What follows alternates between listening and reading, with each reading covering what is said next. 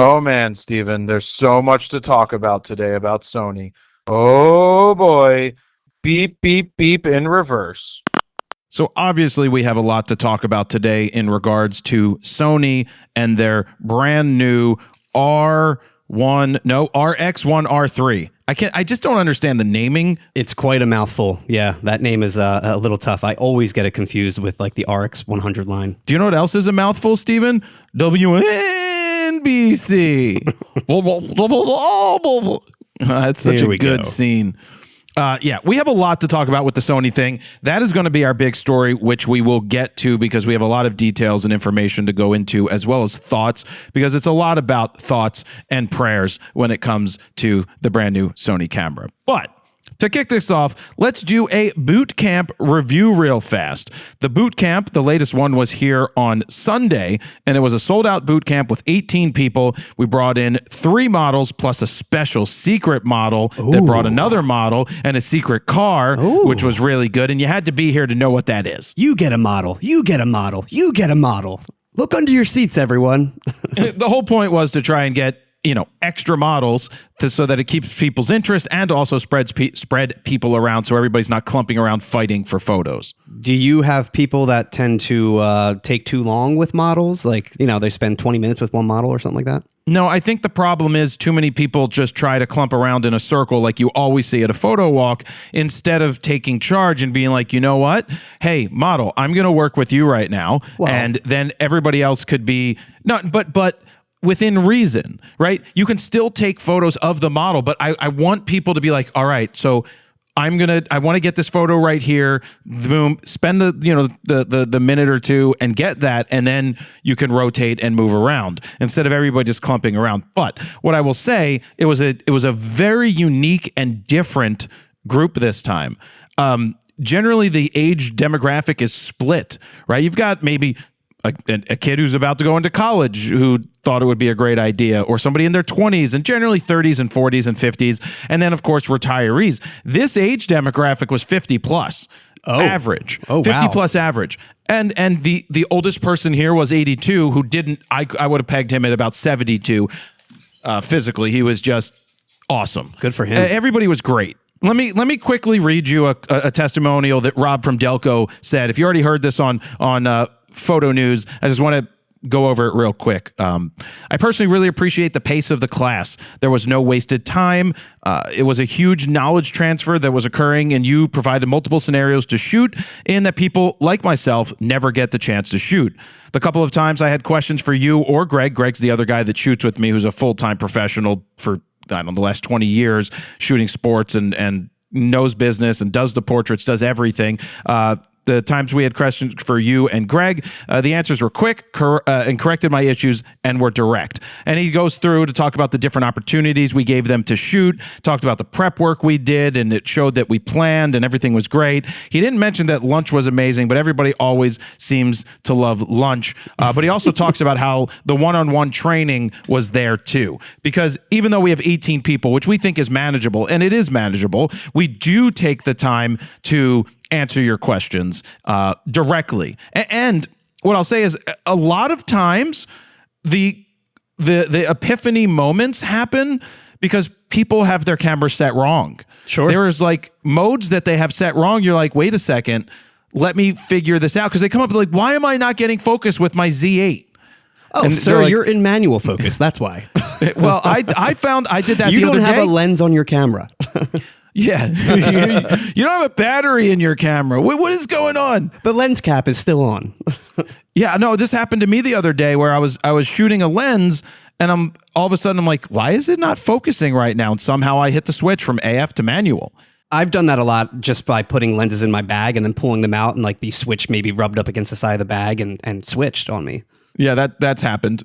But the one-on-one stuff with people coming up and then having the questions and then we solve it, especially with the guy that had the Z8, he was like, should I be looking at the Sony or the Canon? And I'm like, no, you have a Z8, which is one of the greatest tools ever. You have a 70-200 already. You already have the glass. I'm like, what mode are you? And he's like, well, I was reading that I should do this for this. I'm like, see, that's the problem with the Nikons is that you shouldn't have to switch. He's like, you don't have to do that with Canon. I'm like, no, I don't have to do that with Canon or Sony.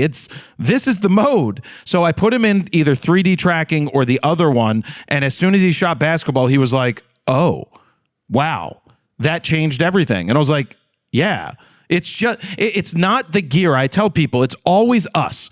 99.99% of the time, it's us. It's User human error. Yeah. And it's us not knowing how to use something. That's the problem. But, Steven, the breakdown of gear, did I tell you what the breakdown of gear was?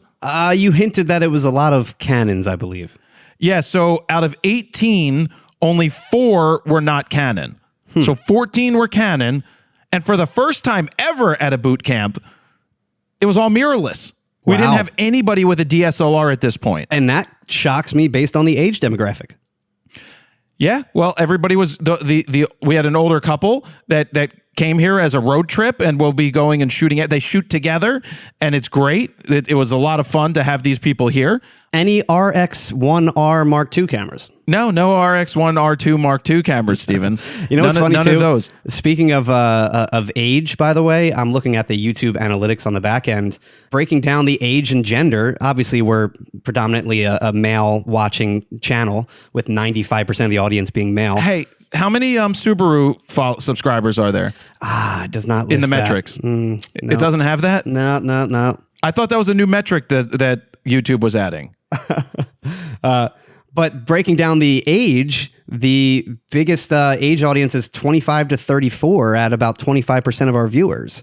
And then it goes to 35 to 44 years old, 23%. That's a good one. Those are money people. And 65 plus is only at 9%. So it kind of shocks me that a lot of the boot camp attendees are much older, but they also have money to spend and time. It may come down to the money to spend on that. Yeah. But it's a lot of, it is a lot of work, but I enjoy the process, and the big takeaways do happen during the critique. And just like every time, we have it as a pretty well-oiled machine now, keeping people active, keeping people engaged, answering all the questions that need to be answered, and doing the critiques, going above and beyond. So it was another successful boot camp, sold out, and we do have 5 spots remaining for the next boot camp, which is August 16th here in Philly. That is a Saturday. For more information on that, you can go to bit.ly/FroCamp816. That is the month 816. So FroCamp816, bit.ly/FroCamp816. 5 spots remaining. I do expect those to sell out shortly. It is in 1 month from today. You know, while I'm on the back end, it's interesting to see that the device type, the most watch time is from a computer at about 34%, and the mobile phone is second. I would think most people would be watching content on their phone these days, and the TV's only at about 23%. Yeah, but TV at 23% is a hell of a lot more than the 3% it used to be. Oh, for sure. It's going to flip. I think if anything, mobile phone will keep going up.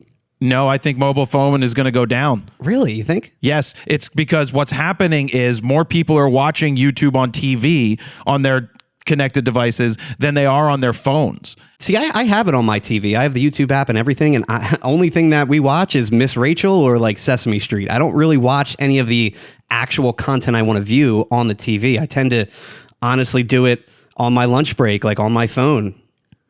Yeah, we're not that, but I've been asking a lot of people, and it does make sense when there's a 30-minute episode from somebody that you follow, and it's like a TV show, you want to watch it. There are more. YouTube is the largest streaming platform in the world on TV. More than Netflix, more than everybody else. And it's how you define streaming platform, which people get lost in sometimes. And that's why they're like, Netflix is the biggest. No, YouTube is the biggest. YouTube has the largest influence of people watching on their TVs and streaming. It's just more powerful. It's pretty incredible. I am surprised, though, that computer is number one. But I guess most of our audience, they're on the computer at all times for their job. Not all times, but a lot of times editing photos, have something in the background playing. Like I noticed the build speech we just put up, a lot of people were like, hey, I put this on in the background while I was editing photos. I think that happens a lot with our content. Yeah. I can't do that stuff. I have to try and pay attention. I don't like... Only time I can put it on in the background is if it's a podcast, but I still need to kind of be zoned in. Like I can't really be editing and listening to a podcast personally. Well, no, I don't want to see... I don't want to miss what they're saying. Exactly. And that's my thing. Yeah. But I also don't want to be watching a YouTube video podcast personally at this juncture. And the reason is I want to listen to a podcast when I'm driving, right? And I don't want to watch a podcast. I'm either driving or I'm in the yard outside doing busy work, listening to a podcast. When I say busy work, it's like mowing the lawn or something that doesn't take too much of an effort, too much to pay attention to. I can't really be like editing photos or video and listening to a podcast. Yeah. Well, let's switch gears because you mentioned the build recap. You want to talk about that real quick? We put that out the other day. Yeah, and unfortunately it flopped. It flopped hard. Well, let's just say that we consider a flop 30,000 views is not great. And in the beginning, it was looking like it was only going to get like 12,000 views the first day, which is incredibly bad for our channel. This one was already trending to be the worst video out of the last 10 videos that we put out. And no matter what we did, we tried changing titles, thumbnails. I just think it came down to the length. I don't think it did. I think it does. I man. never do. No, because I changed the title and it shot up the first time. Yeah, but it didn't shoot up like a normal video. No, not like a normal video, but it was trending really shitty and then like really shitty.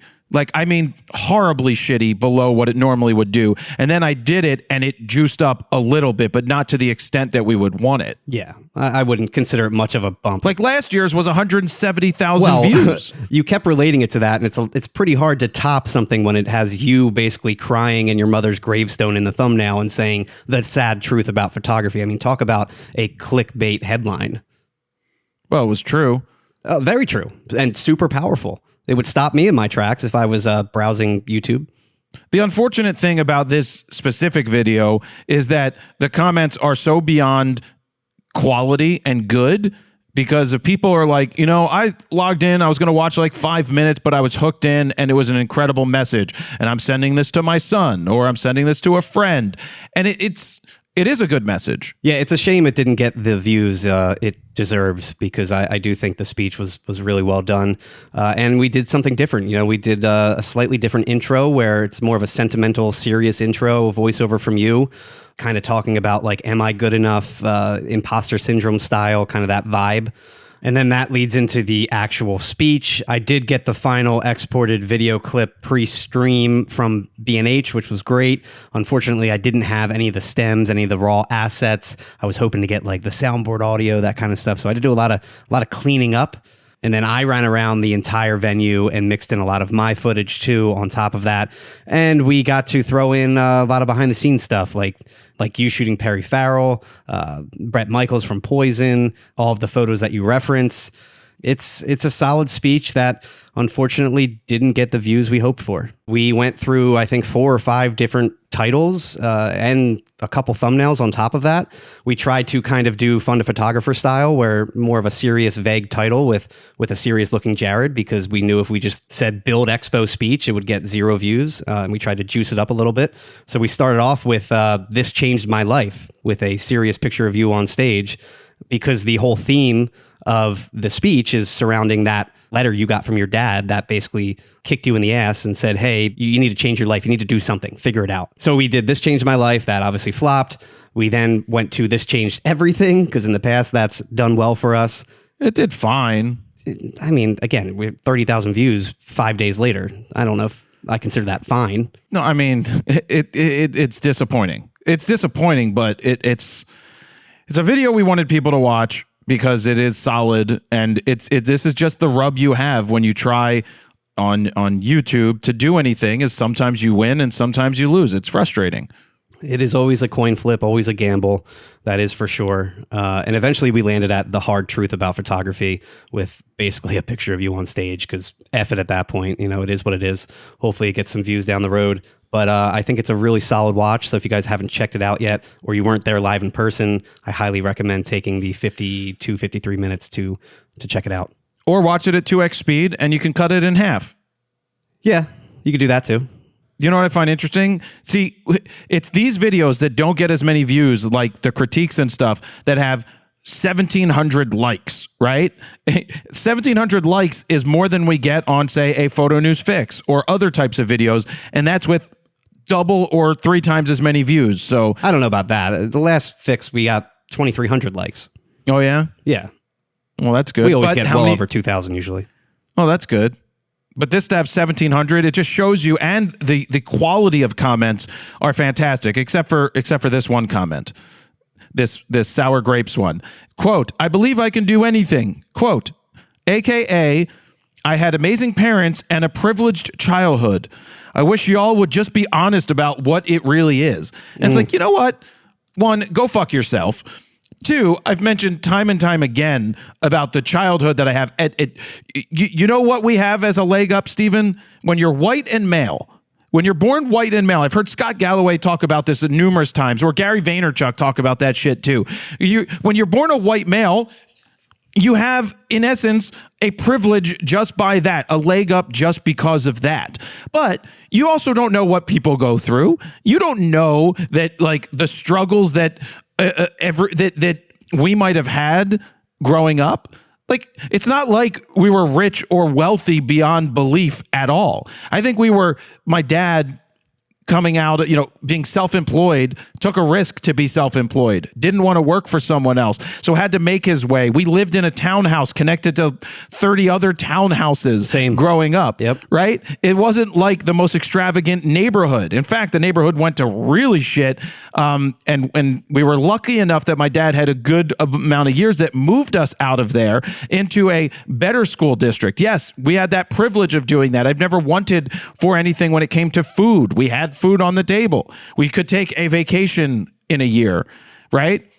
We had clothing, mostly because my dad was a clothing salesman, so we had the sample clothing and we didn't have to buy that stuff. But the struggle in high school, my dad lost everything. He lost his job.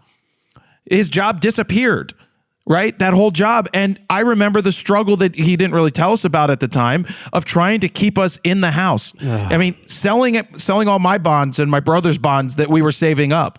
I had no idea that he dipped into our stuff, but that's what he needed to do to pay the damn mortgage. Anyway, it's just like you read stupid comments. Most of the comments were positive. But yeah, that whole thing about the privilege, it's like, you know what? At some point, you need to shut the fuck up and get to work. Yes, other people are going to have advantages over you. Other people are going to have disadvantages over you. But there are ways. There are ways, and it starts with your brain not telling you that you're a little bitch. Yeah. Get out of it. Yeah. No, I mean, I can't change this. I can't change how I was born, but you can change what you do after you're born. Anyway, that's what I got to say about that. Try to watch the build thing if you haven't watched the build thing. On a story we talked about last week, Oasis was the agencies, the photo agencies were up in arms. Quick recap that Oasis would only allow them 1 year to use the images, and beyond that, they lose the rights to do that. And somehow the rights went to Oasis. But basically, the point was that the agencies couldn't use the images long term, and the agencies are like, "This is terrible. We want to be able to do that." And then this week, it turns out that some of the agencies have now decided they will not continue to shoot Oasis and will not cover their latest events. And my reply and my feelings about that is, yeah, that's your choice. Oh, you have the choice. What is Oasis going to do? The tour's probably going to be canceled. No one's going to go. You have the choice of not doing that. Just like that's like saying that you were born privileged.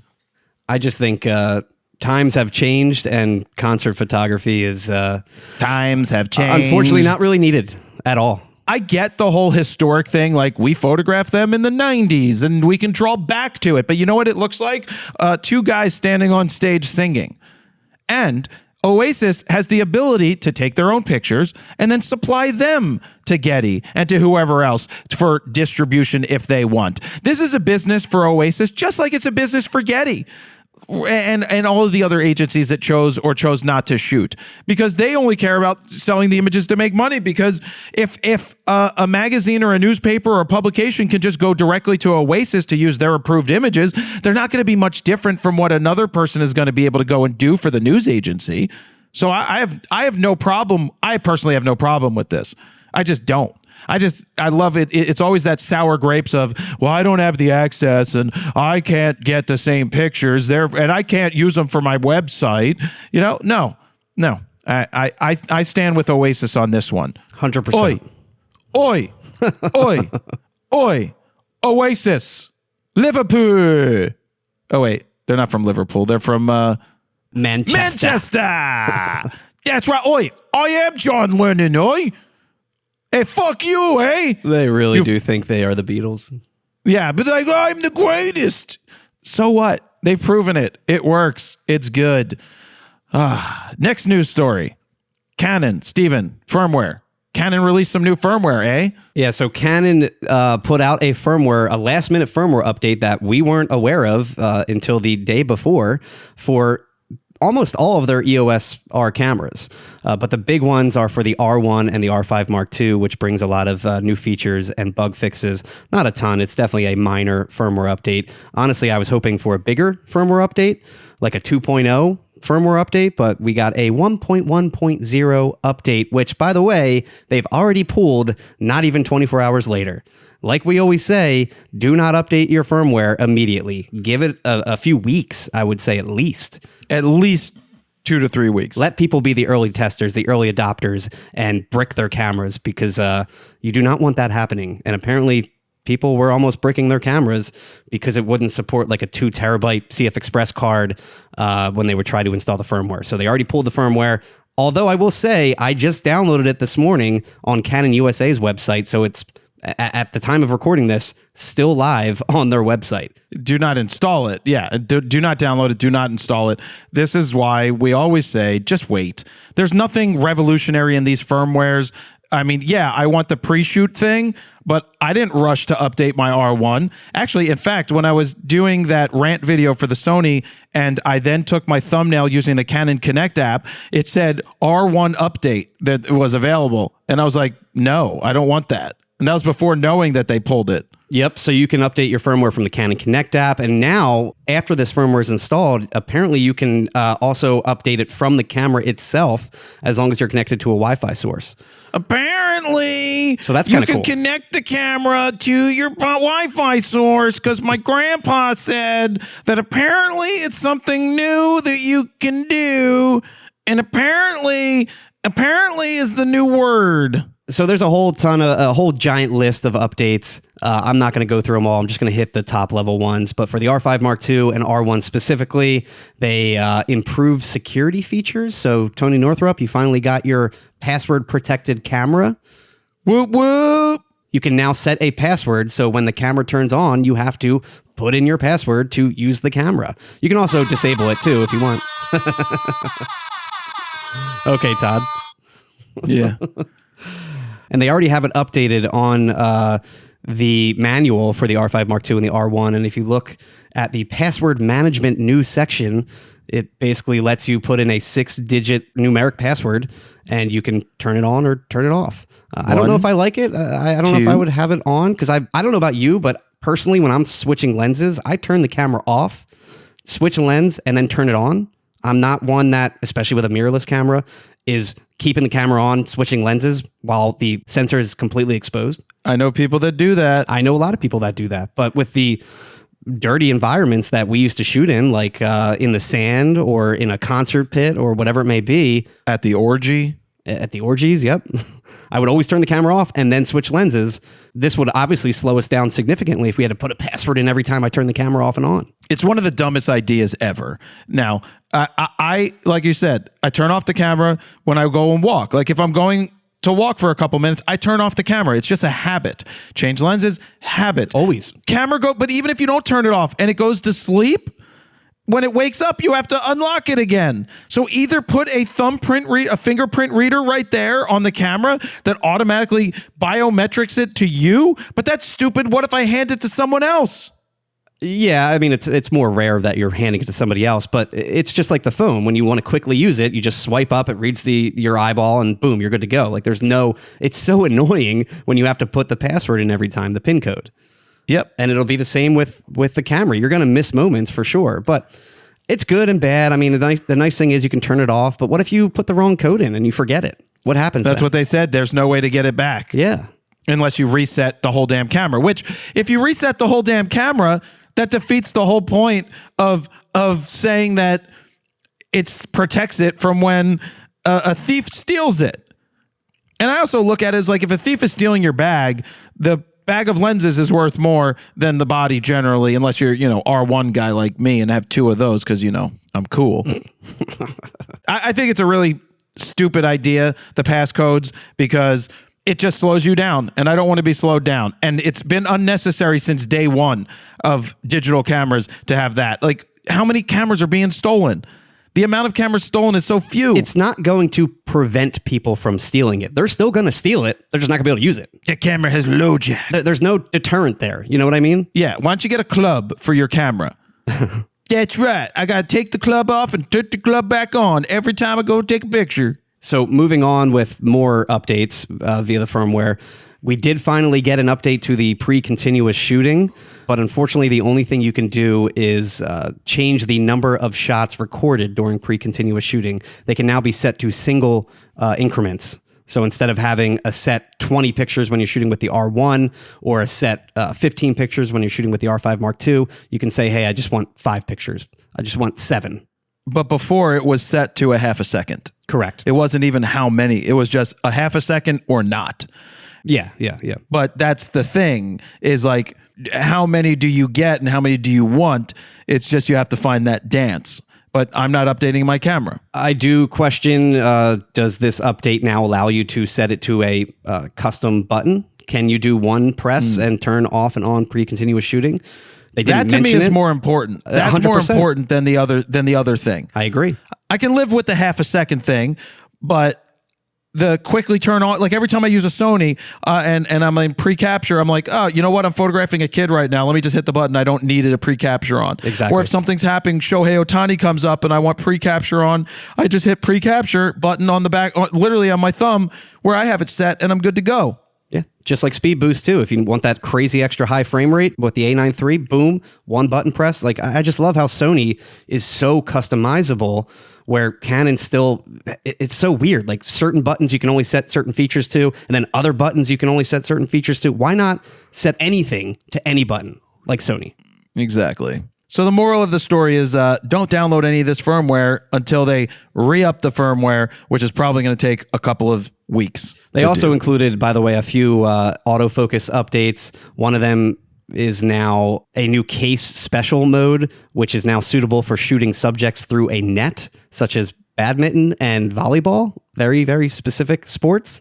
Well, baseball has a net too. Yeah. I mean, a lot of sports have nets if you're in the stands. It's generally not been a problem. The focus has been good enough that it doesn't pick up the net, but if it does now have a thing to know about it, that's not a bad option to have for those people that want to shoot through the net. And then they just say in general, AF tracking performance has been improved for subjects that are difficult to focus on when shooting video. There's a whole lengthy list of updates. You can check that out on Canon's website when they put the firmware back up, which who knows how long that'll take. Speaking of firmware, Nikon just put out 3.0.1 for the Z8 and fixed the whole third-party lens issue. They actually fixed that pretty fast. We'll see how long Canon takes. Yeah. Well, did Canon call this firmware 4? Firmware 4? Just 1.1.0. Yeah. I'm still happy with the camera regardless. But now we're going to get into Sony. Ooh. Where we've had some time to digest and think about this because a lot has gone on between the photo news fix, the ranty video, and now this, because Sony put out an RX1R3 without notifying anybody in the world. Really, very few people. I mean, I think B&H knew, and the big retailers might have known. I don't even think the big retail and vendors knew, because the one guy on our briefing actually said that his B&H rep didn't know about it until 10 a.m. that day.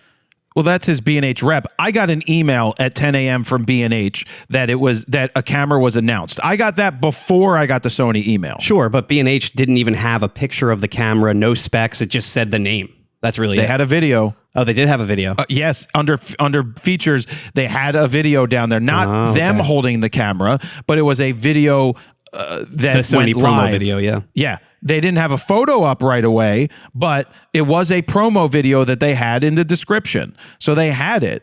So what we're talking about here, and this is a very, industry type thing, is usually camera companies, this is all of them, will give us a briefing beforehand. And we're not talking about like 3 minutes beforehand. We're talking about anywhere between a day or 3 weeks or a month, depending on the product. Or months. And they throw it in our hands Yeah. to get our thoughts. Sony typically is about 4 weeks out when we get briefed. And this time around, that didn't happen. And so to get an email about a new camera coming is pretty shocking and surprising. It's more old school of how it would have been 15, 16, 17 years ago when I was new in the industry and didn't know anything. It went live before we were even briefed. It went live at 10 a.m. We were briefed at 10:30. The Which public is knew so before weird. us. Yeah. Yeah, which is just so weird to even have a briefing after you then already find out what something is about. I knew something was fishy when we got the last minute email the night before, basically saying, here's 3 time slots for tomorrow morning, pick one and we'll brief you. It's like, what? Let's talk about last minute. It's usually like next week we're going to do a briefing. When are you available? And it was the next morning, only hours away. So I knew something was up. And so this is highly unlikely or highly unusual, which is totally fine. Companies are free to do whatever they want to do. And we do like getting hands-on, not just because it gets us a video to put out or content to put out, but because our thoughts and feelings on using tools help the public decide whether this is a buy or not a buy. And that's whether it's me or anybody else making videos. It's like you guys turn to us to get our thoughts before making a purchase. What is interesting here is that the pre-sale went up the day after. Nobody had any hands-on with this. So Sony's hope was that people would start buying this camera before we got to tell anybody what it was like to use it. Now, I'm going to let Steven talk about this part because the specs and what's going on, because it's interesting. And honestly, I'm not even going to get deep into the specs. It's more like what this camera doesn't have than what it has. At the end of the day, this is Sony's new flagship, what they're calling ultra compact camera, the RX1 R3. It's the successor to the 2. It's 10 years later.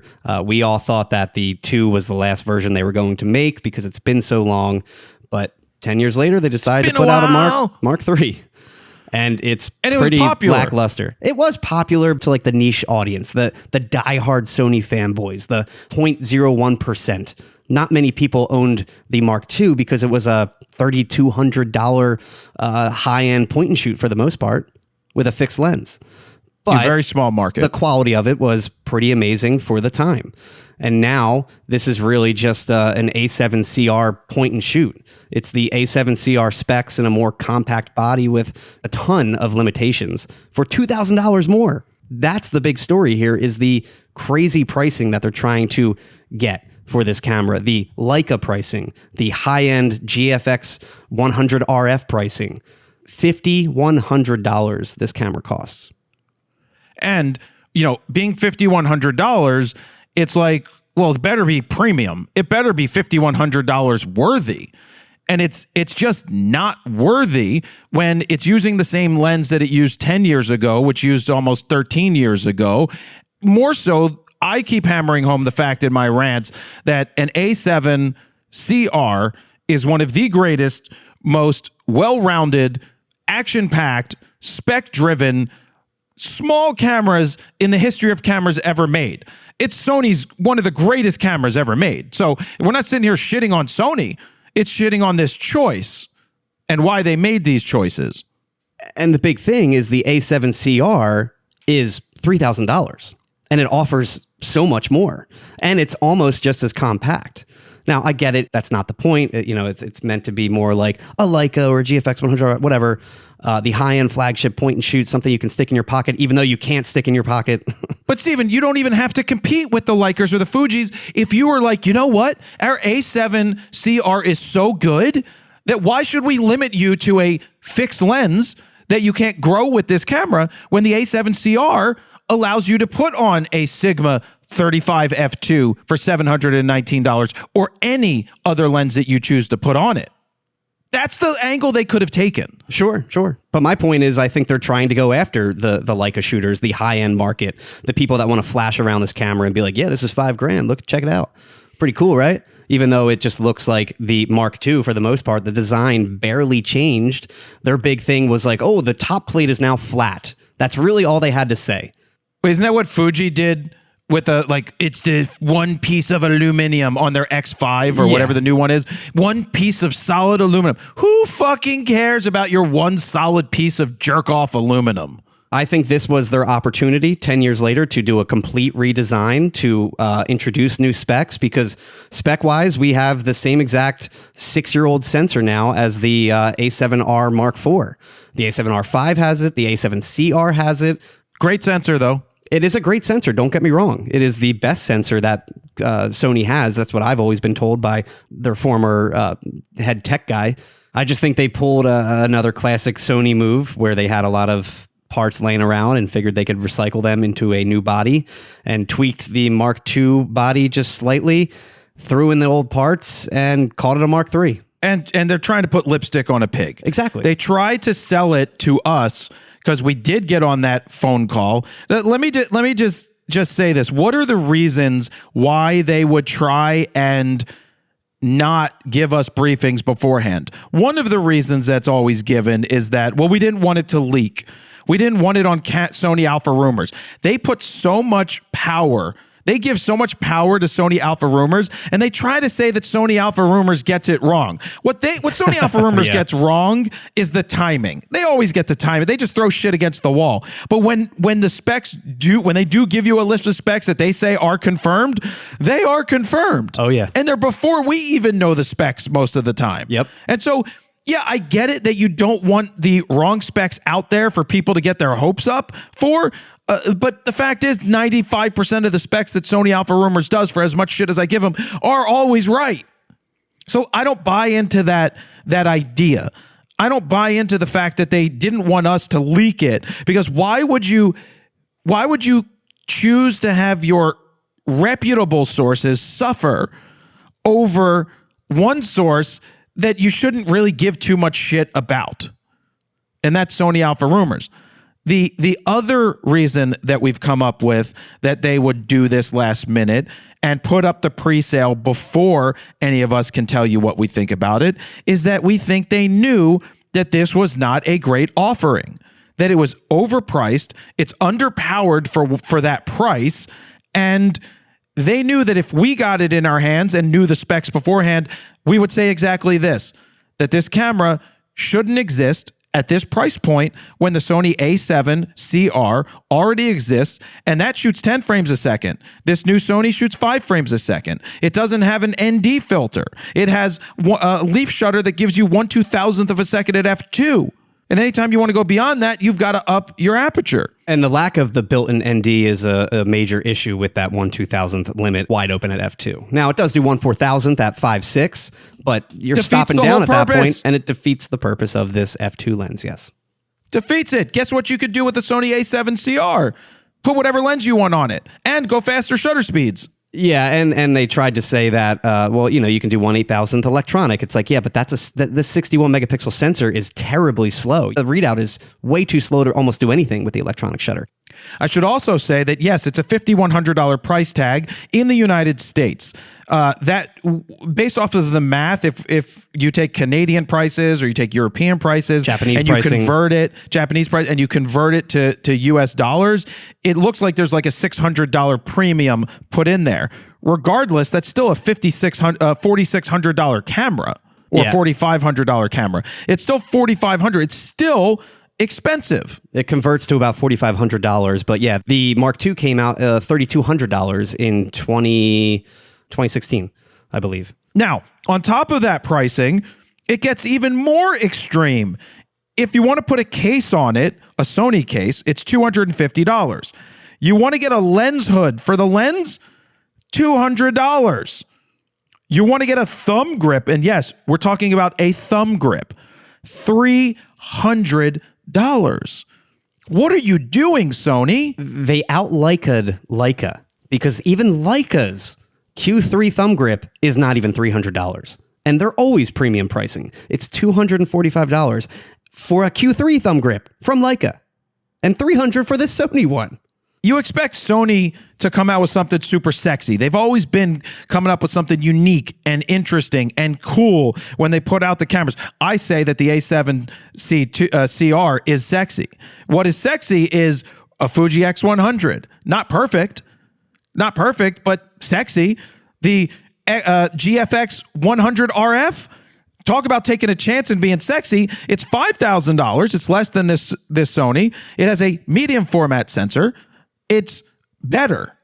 I should also say that the Sony doesn't have IBIS, whereas the A7CR has IBIS as well. So it's stripping away shit that's important. So the biggest difference is that the A7CR for $3,000, for $2,000 less, even more, $2,100 less, it has a grip where this thing really has no grip. It has IBIS. It's double the frame rate at 10 frames a second versus 5. This thing only shoots 5 frames per second, just like the predecessor. No update there. It's still pretty compact. Can't fit in your pocket, but it's still a very small camera. It has a vari-angle screen. This one has the fixed screen, and the big thing there was that they took away the tiltability of the old screen. They said that they had to fit in the new W battery, which made the body thicker, and the screen would have been even thicker. But I don't care. If you're going to make it a 1/4 inch bigger, is it that big of a deal? I'd rather have that tilting flexibility like the predecessor had. And they put in the integrated EVF just like the A7CR. It's the same exact EVF. It's not the pop-up one like the RX100 style and the original Mark II version, which honestly was kind of cool. That was different about that camera. It made it even more compact. But yeah, now it's the same exact EVF. And it's $2.36 million for $5,100. The other argument I don't get that companies like to throw at you about these compact cameras. I love how they try to tell you that, oh, well, people just want compact cameras and, they might own the other big cameras, but this is, what you want to take around. They always cite that these are meant to be shot in auto. Even though they have all the manual features, they pull this bullshit that, oh, well, this should be shot, you have, say a customer owns an A7 R5 and they're going on a trip, but they still want to have that power of their A7 R5, but they don't want to have to fiddle with all the buttons. First off, if you're a photographer these days, you really don't need to fiddle with that many buttons. It's not that hard to change your shutter speed. It's really just, that's all you're playing with. They're trying to say that, well, you'll just get this camera and then you could just shoot all day long and take it with you because the other's just so big. Well, that would make sense if the A7CR didn't exist. And it doesn't make sense at all. But when you have an A7CR, I want to fiddle with the settings. Of course I want to fiddle with the settings. That's not a selling point. And that would mean that you just spent $10,000 for 2 fucking cameras that do the same exact thing. Stupid. Instead of just one camera, the A7CR. That is what it comes down to, though, is if the A7CR didn't exist, this camera kind of makes sense. I still think it's incredibly not at the price point. overpriced. But it does make more sense if that camera didn't exist. A more compact A7R5, whatever. But the A7CR exists. So there's really no need for a camera like this. This is not sexy. It's not beautiful like the GFX 100 RF or the Q3 or even the Sigma BF that is just different. It's elegant. It's unique. This just looks like an RX1R Mark II rehashed with old specs. And don't get me wrong, it's going to be a great camera in terms of image quality for sure. And then back to the lens, it's the same lens from the Mark II. The old Zeiss 35 f2, and the issue there is that also doesn't have stabilization and the body doesn't have stabilization, so you're dealing with the same issue as the Sigma BF. And at least with the CR, you have IBIS and you can throw a stabilized lens on there on top of that. Just go buy the BF at this point. I didn't even think about the BF. Yeah.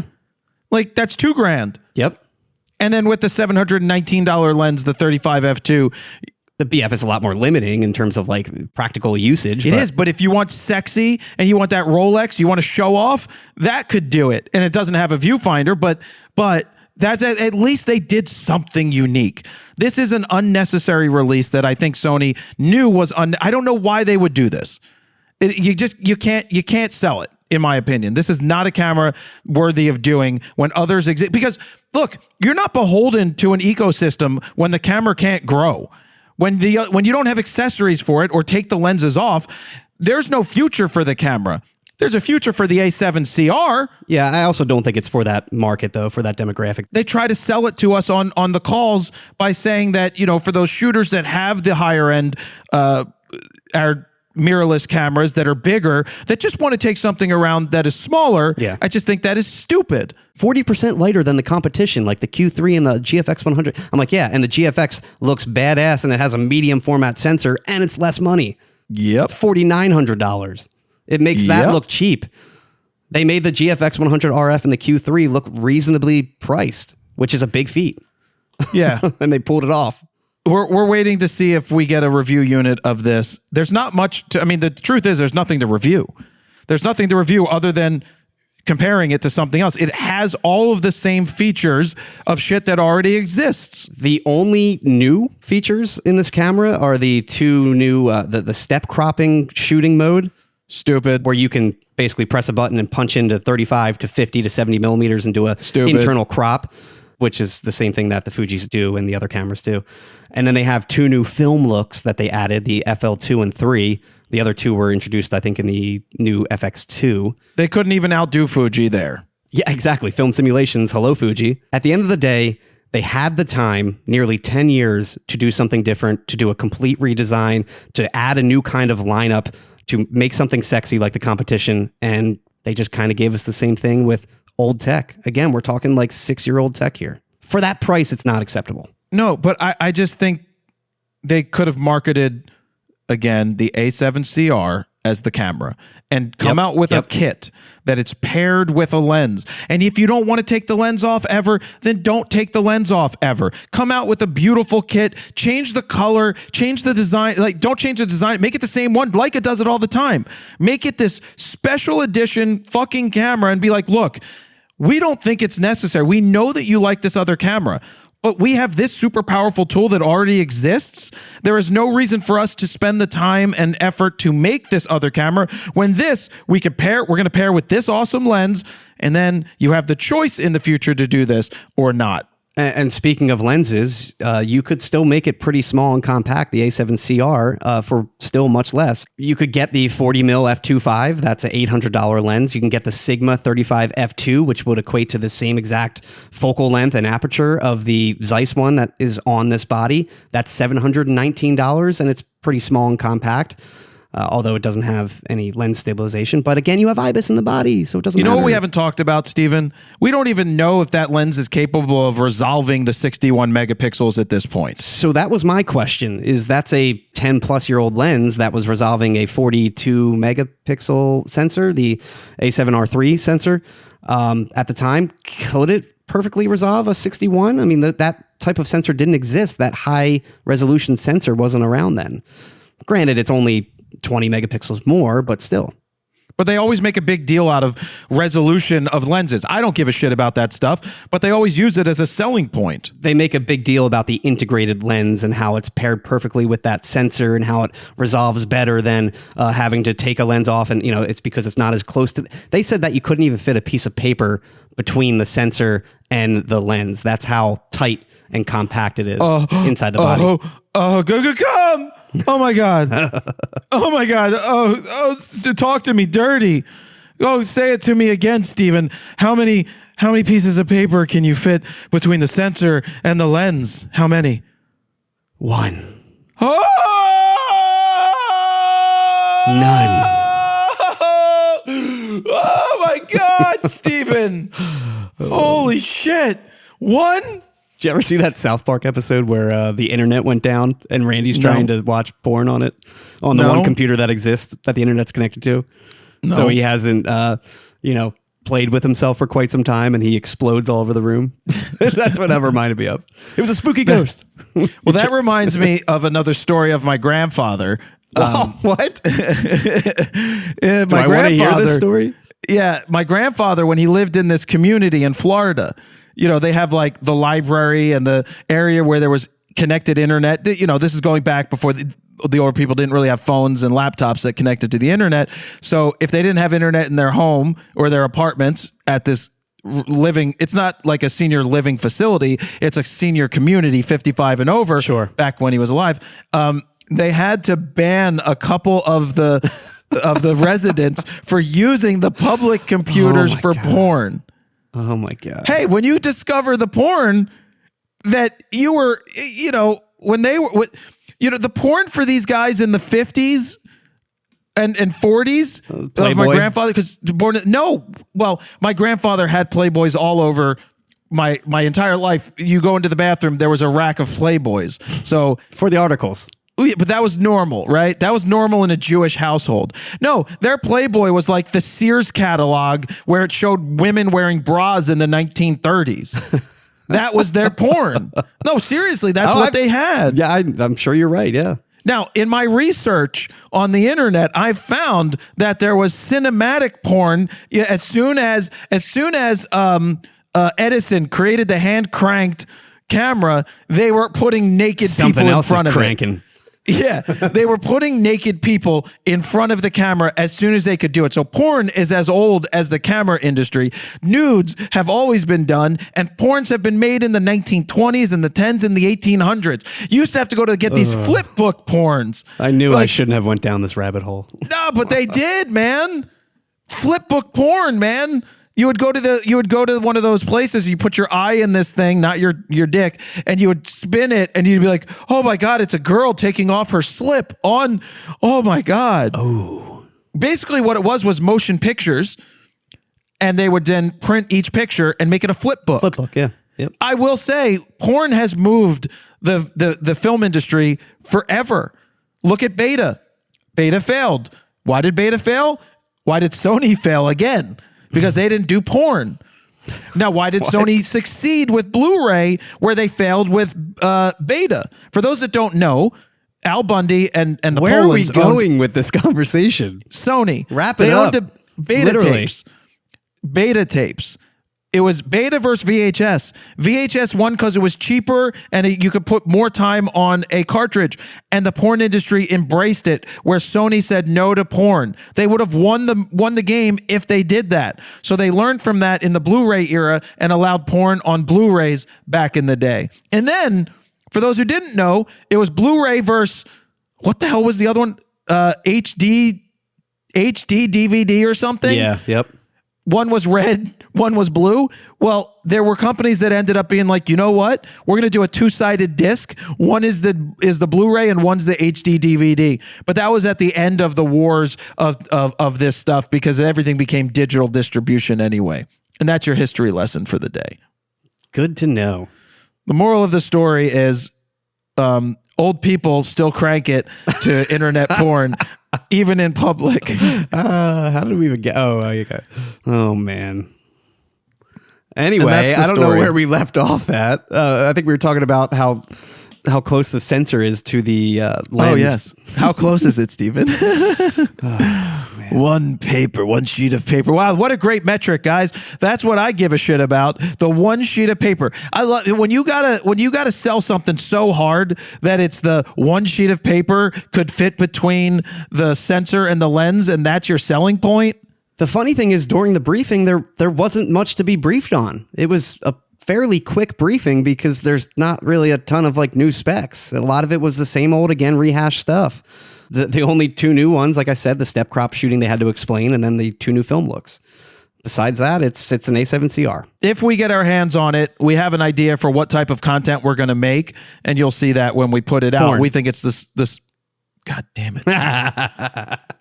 You know what kind of porn? It's going to be Mickey Mouse porn. Oh my God! He's going to be shooting Big Bertha because Big Bertha has a huge slit, and then if I don't like that slit, I can make a smaller slit. Oh, Mickey. Are you going to Disney this year on your vacation? I am not. I am going to Pigeon Forge next month. I've been to Pigeon Forge. Me too. We're actually staying at the same exact house. Are you going to go to Dollywood? Dollywood again. Probably the Titanic Museum again. Again? A bunch of the stuff on. Yeah, probably. It's Are a you cool going to put exhibit. your hand? Are you going to put your? How many times do you need to go to the same museum, Stephen? I've only been there once. Once is enough. And we walked through fairly fast because I was with my nephew and niece, and they just didn't care for anything. So you smack them in the face and say, "Fuck you, kid. You read." Dollywood was cool though. I mean, talk about a park that has pretty incredible roller coasters. Highly underrated, in my opinion. I've been there. Yeah. Do you know what they raise when Dolly Parton's in the park? What? They raise a bra flag. It's facts. When she's in the park, they raise a specific flag that has a bra on it that Dolly's in the park. Are you going to take the new Sony camera? Probably not. No, probably not, because we don't have much time with it if we do get it. That too is, I think will have 5 or 6 days, they said. So well, if we're we even get told it soon. It's a week, but the week spans weekends, so it kind of makes it more difficult. It's like if you 5 get it on a business Monday, days. you got to return it on Monday. It's like, well, how the hell am I going to return it on Monday if we just shoot it for a little? Like, you actually have to use the stuff. Actually, we don't need to use this one at all. We know what we're doing. There is no using necessary, because I hope they send the expensive accessories. I was going to sell them on the black market and be like, no, they didn't show up. They said it would be a naked camera. Because someone did ask if they were going to send the accessories, and they said it would just be the camera. That's hot. You want to know how much I spent on this X100 thumb grip? Like $30. $39.99. Yeah. Small rig. Actually, no, it's Tilta. So anyway, guys, we had to go off on that because it was well deserving when necessary to go off on something. And I just want to reiterate for the umpteenth time, yeah, this is being harsh on Sony for this choice, but it's still praising the A7CR at the end of the day. That is the thing. And so hopefully they understand that we're not here to sit there and just do the bidding of these big companies. And it is what it is. We're not going to shy away from saying facts and sharing our opinion and thoughts that are formed over many, many years of doing this stuff. It's well informed. It's an educated thought process. And I just think we're right about it. Just, again, it comes down to the price and the fact that it took 10 years for them to put out a camera like this and really didn't change much. That's the unfortunate part. All right. So, recap, no recap. Bootcamp, if you haven't signed up for the bootcamp and you're looking to, 5 spots remaining. It's a month out. You go to bit.ly/FroCamp816. We're working on a video that kind of talks about the bootcamp without actually talking about the bootcamp, which is coming. I wrote a really good script. I don't feel that way today. Really, really good. I only felt that way after, because I get sentimental, and then I finish doing my work, and then I'm back to being an asshole. It's just how my body works. You get about 5 minutes of Jared being nice, and then it's just back to being asshole Jared. Yeah, it's nice, sentimental, like humbled and feeling it, and then you're like, yeah, on to the next thing. What did I say for the build speech? I was like, yeah, I need you to create like a humbling voiceover, and you're like, nope, not doing it. No, you might have come up with something else. I don't know if it was humbled. I specifically said humbling. Oh, really? Yeah. Like, give me like some kind of like serious, like, you did a really good job though, coming up with that voiceover pretty quickly. Yeah, you know why, Steven? Yeah, it triggered something in my brain after I watched the intro video that you put together. I was either going to let it breathe with just the footage, or I felt like it needed some kind of voice, something powerful. And you gave me that. So that's because I am that good. I'm humble. I am great. And I'm so humble. Humble. Look up that song, Pop Star. Humble. Andy Samberg, Lonely Island. Yeah, I never watched any of that stuff. Dude, you would love that. I don't know. That is so your personality. Yeah. All right. Well, I want to wrap it up. Get to moving on, and we thank you guys for listening to episode 160. As always, you can text us at 313-710-9729. If you did get this far, I still am always curious about the people that get this far. Text us on that damn line and then say, I got this far in 160. I would think most people that start a podcast finish it. I don't know if I've ever just left in the middle of it and didn't come back. Unless it's shit. But no, the podcast that I'm into, I listen to. Same. And I know people always ask me, what do you listen to? I listen to Pivot. Pivot's an awesome podcast about the business of the internet and things that are going on in the tech world with Kara Swisher and Scott Galloway. There's the Prof G podcast with Scott Galloway. I really like listening to because he talks about Galloway. I do like Scott Galloway, but I also love Acquired. Is an unbelievable series where they just did a Steve Ballmer episode. What I love is their 3 and 4 hour episodes. They've done Starbucks where they sit down. It's just an awesome. You want to know the behind the scenes of how shit gets started and shit gets done. It's not how I built this. I did love how I built this during the pandemic. That was awesome. This takes it even deeper. Like the history of the NFL was a great episode. Rolex was an awesome episode. Porsche, awesome. Mars, the company Mars. They talk about Mars. You think they're just a candy company? No. They bought all of the food companies for dogs, dog food companies, and they make their money there. It's incredible. Do you listen to Business Wars? I feel like you would like that I used too. to listen to Business Wars. Is it back? Yeah. It's been a while. I haven't thought of that in a while. I love I really like it. Now they're not as long, and it's a fully scripted thing. But It's I more really episodic. Yeah, I liked Business Wars a lot. I like it a lot too. Yeah, so that's a good one. And speaking of your favorite podcasts, if you guys could also leave a review for once on Apple Podcasts or Spotify, leave a comment on Spotify. You can comment on every single podcast. I do read them all, but it would be nice to get some feedback for once. He reads them all because there's 2. There's none. Yeah, that's what I'm saying. 2. It's just there's never any reviews. Like, please, if you actually are a diehard fan, like, leave a review. Let us know how long you've been listening for, what you like, what you don't like, whatever. Well, it's usually Jared. He goes off the rails. Stu Williams. Well, it's either we get 1 star and someone absolutely hates you, or it's 5 stars and they absolutely love you. There's nothing ever in between. We never get 3 or 2 stars or 4. It's always 1 or 5.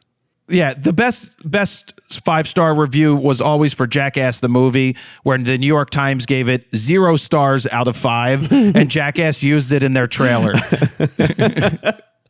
They're like, exactly. So good. All right, I'm wrapping it up, guys. Thank you very much for listening to RAWtalk episode 160. Jared Polin, FronosPhoto.com. See you.